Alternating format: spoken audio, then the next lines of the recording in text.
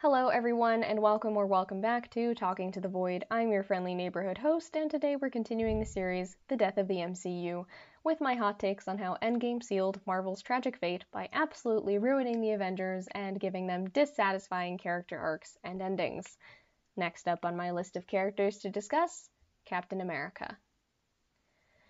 Boy, does Captain America's ending really grind my gears. The more I think about it, the more it frustrates me. You could argue that his ending was fitting because he has always been self-sacrificing, and by choosing to stay in the past with Peggy, he was finally choosing himself instead. However, I feel that's completely unfair to Bucky and also not true to Steve's character. Yes, we know that Steve loved Peggy, but consider his platonic love for Bucky, his best friend and the man that he would go to the ends of the earth for, and did. His relationship with Bucky runs much deeper than it ever did with Peggy, and it feels criminal to me that they completely ignored that fact. Additionally, this ending is unfair to Peggy, as it reduces her to merely Captain America's love interest, especially after the events of the Agent Carter series, in which she comes to terms with Steve being gone and disposes of the last samples of his blood to prevent the formation of new super soldiers. In my opinion, what would have been more impactful would have been the Steve time traveling to the past to return the Infinity Stones and meeting up with Peggy, only to find that they've each moved on with their lives. They may still care for each other, but they're different people now from when they first fell in love, and they recognize that they each have their own lives to live. I know that the final scene of Steve and Peggy slow dancing together was because when Steve crashed the plane back at the end of Captain America: The First Avenger, he was on the radio with Peggy and promised her he'd dance with her when he saw her again. And that scene at the end of Endgame, of them dancing together, was the reunion they'd promised. However, as much as I like it theoretically as an ending scene, I don't feel it was a fitting end to Captain America's character arc, but I have a way to still make this the final scene of the movie, and then you have the credits rolling with the song, I think it's called It's Been a Long Time. But I can make that the final scene and still make the ending of Captain America's arc better. Let me explain. Picture this instead. Bucky and Sam go to say goodbye to Steve, as they did in the movie. Bucky believes that Steve is going to stay in the past with Peggy and is heartbroken that he won't see his friend again.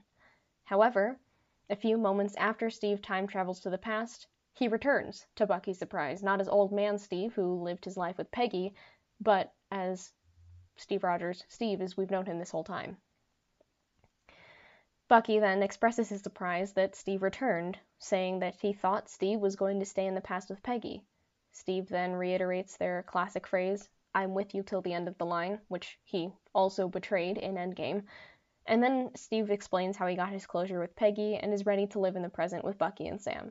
Then the ending scene is still Steve and Peggy dancing, but this time with the knowledge that this is merely the closure of a chapter, not of Steve's entire arc. So in that way, he comes back, you don't get this complete betrayal of Bucky and of Steve's character altogether, and the fact that they reiterate multiple times, "I'm with you till the end of the line," that's practically their catchphrase, right? In this version, you still get to have that nice ending scene of Captain America or Steve and Peggy slow dancing, because I did like that, as I said, as an ending scene for the movie. I just don't think it was earned, and I also felt that it was a betrayal of Steve's character and a betrayal of Bucky as well. Not to mention that it disrespected Peggy, which I also discussed already. So my version just has Steve come back. He basically gets his closure with Peggy in the past while he's there, but he travels back to the present so that he can still live his life with Bucky and with Sam. That's honestly what I would have preferred, because then it feels true to his character.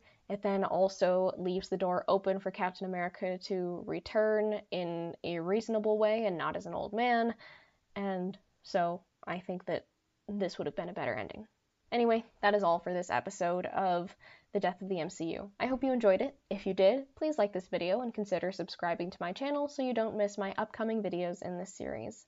Thank you for watching. I'll see you in the next one. I'm sending you all the love.